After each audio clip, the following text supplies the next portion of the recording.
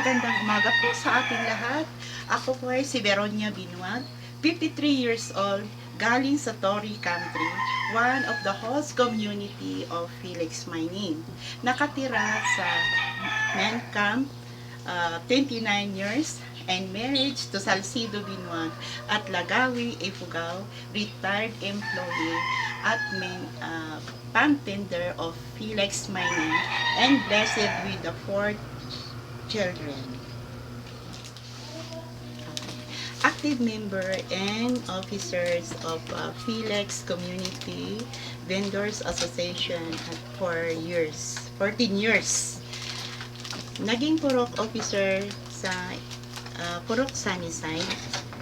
And active din tayo sa isang livelihood, officers and members of Felix Integrated Source Association for 27 years. Itong isang livelihood na buo ng bali nag-ambag-ambag kami at nabuo itong isang organization na ang purpose nito is parang additional dagdag ng sa isang kita ng pamilya. Kasi pag minsan walang pagbisihan yung mga mother, kaya nagbuo kami ng isang organization, maging busy yung mga mother. At yun naman, awa ng Diyos, tulong ng company, meron silang binigay ng Simextra capsule para sa underground, malaking kita. At yung mga mothers na nakapagtrabaho doon, yun ang dagdag na allowance ng mga anak papunta sa college, ganun. Marami, na-witnessan ko mismo na maraming nakapag-aral dahil doon sa isang binigay ng company na Simextra capsule na parang kontrata nila. At we are blessed talaga.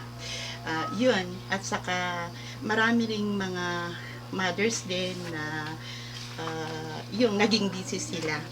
Walang ibang naisip kundi kung yung ambag-ambag kami doon na magtrabaho for our family. So yun ang PISA na pinagsalihan ko na isang organization. Doon din sa technical working group, livelihood committee, chairperson, isang volunteer. Kaya maganda rin. Parang namold kami sa isang organization na pinanggalingan namin sa PISA, Felix Integrated Source Association. Malaki ring challenge. Kayo ito yung baon-baon ko sa community na yung parang bang mag-assist, mag-monitor sa mga binigay ng Kumren na syempre development, yung binigay na mga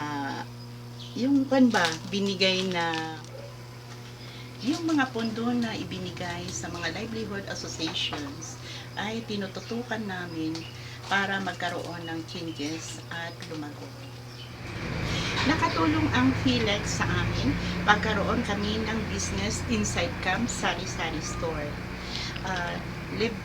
Libreng pag-aaral sa elementarya at high school sa aking mga anak.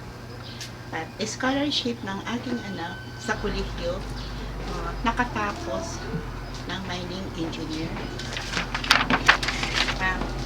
Yung isa namang third child ko is isang technical vocational heavy equipment operator na nasa DPWH na siya ngayon.